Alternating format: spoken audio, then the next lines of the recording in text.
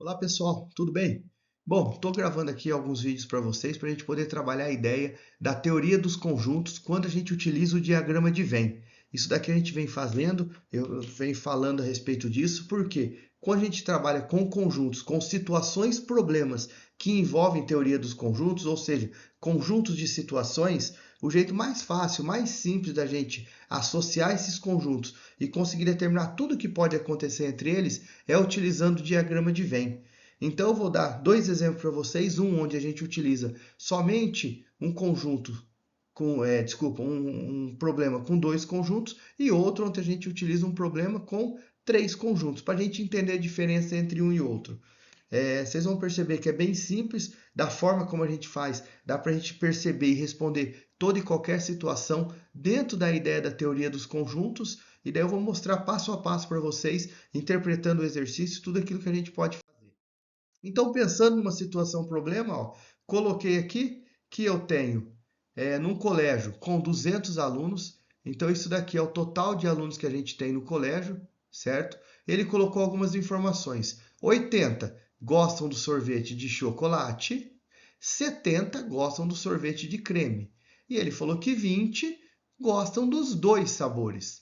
Então, a primeira coisa que a gente precisa identificar quando a gente vai trabalhar esse tipo de problema. Quantos conjuntos a gente está trabalhando? Muitas vezes confunde e fala assim: ah, estou trabalhando com três conjuntos. Quem gosta de chocolate, quem gosta de creme, quem gosta dos dois. Não, quem gosta dos dois automaticamente já está incluído dentro do conjunto de quem gosta de chocolate ou gosta de creme. Então ele já vai estar ali dentro.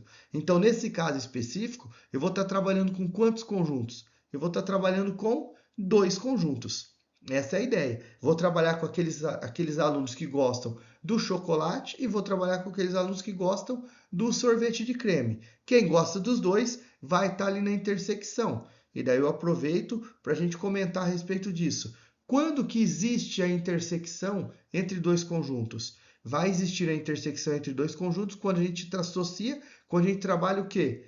É a possibilidade de a pessoa, no caso aqui os alunos, gostarem de mais de um sorvete ao mesmo tempo. É possível gostar dos dois sorvetes? É possível. Se é possível, existe a intersecção entre eles.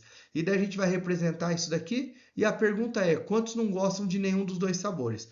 Já a gente chega lá. Então pensem que eu tenho aqui esse conjunto. Vou falar que aqui é o conjunto de quem gosta de chocolate. Vou colocar dessa forma aqui, ó, e representar os que gostam de creme. E por que dessa forma? Porque esse pedaço que está aqui, ó, vou representar ele. Esse pedaço que está aqui é aquele que fala da intersecção, ou seja, ele serve tanto para o chocolate quanto para o creme. Se ele serve tanto para o chocolate quanto para o creme, ele vai abranger aquele que serve para os dois ao mesmo tempo. E daí eu tenho a sala de aula, tenho todo mundo aqui, que é a minha sala de aula, e aqui a gente falou que eu tenho um total de quanto? Que eu tenho um total de 200 alunos. Então, aqui dentro de tudo, eu preciso ter 200 alunos. E daí, como a gente começa resolvendo isso daí? A dica que eu dou é: resolve sempre de dentro para fora. Ou seja, você vai começar resolvendo aquele que trabalha dentro da intersecção. No caso, os 20 alunos. Por que que eu trabalho com a intersecção? Porque quando eu venho aqui, ó, e coloco que aqui eu tenho 20 alunos, que foi o que ele falou, olha só o que acontece. Esses 20 eles estão dentro desse conjunto que fala do chocolate e esses 20 está aqui dentro desse conjunto que fala sobre o sorvete de creme. Então fala tanto sobre o sorvete de chocolate quanto fala do sorvete de creme. Já tenho 20 pessoas ali dentro. O que que eu vou fazer agora? Vou começar a preencher aqueles que gostam de sabores separados. Então daí ele fala que 80 gosta do sorvete de chocolate. Aqui dentro tem que ter 80. A pergunta é: quantas pessoas eu já tenho ali que eu já coloquei ali dentro? Eu já não coloquei 20 pessoas? Ou seja, aqui eu vou ter 60 pessoas. Porque se eu pegar os 60 daqui mais os 20 daqui, eu vou ter os 80 que gostam de chocolate. Daí eu vou vir aqui para o sorvete de creme. Ele fala que 70 gosta do sorvete de creme. Ou seja, aqui dentro desse conjunto eu preciso ter 70 alunos. Quantos alunos eu já tenho?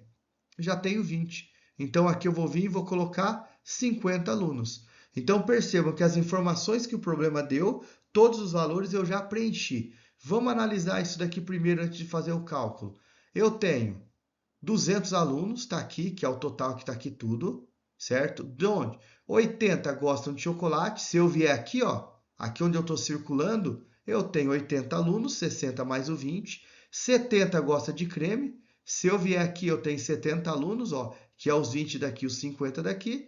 E ele falou que 20 gostam dos dois, que é o que está aqui no meio, que serve tanto para chocolate quanto para creme. Qual é a pergunta do exercício? Quantos alunos não gostam de nenhum dos dois sabores? Se eu sei que eu tenho 200 alunos e eu sei que tem aluno ali que gosta de sorvete, é só a gente descobrir quantos não vão gostar. Então, se eu pegar aqui o 60 mais o 20 mais o 50 e somar tudo isso daqui, quantos nós vamos ter?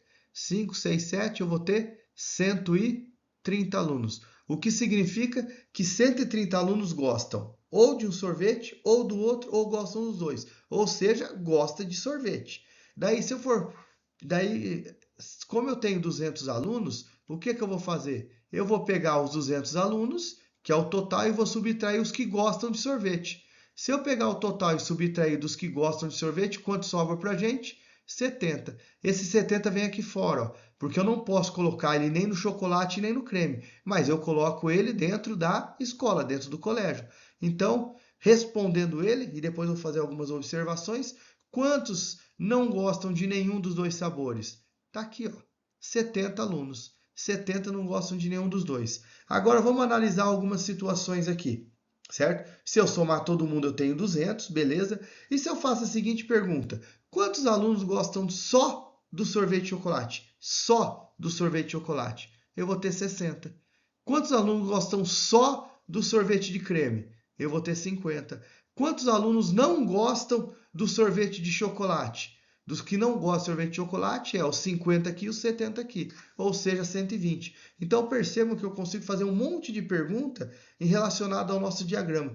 Por isso que utilizar o diagrama, ele facilita no desenvolvimento daquilo que a gente está fazendo, dos problemas que envolvem diagrama de Venn. Então, pessoal, tomem cuidado, verifiquem, analisem quais foram as informações, o que o problema passou para a gente e a forma de preencher, sempre de dentro para fora, para a gente conseguir chegar nesse final aí. Tá bom, pessoal? Então, valeu, um abraço, até a próxima aí.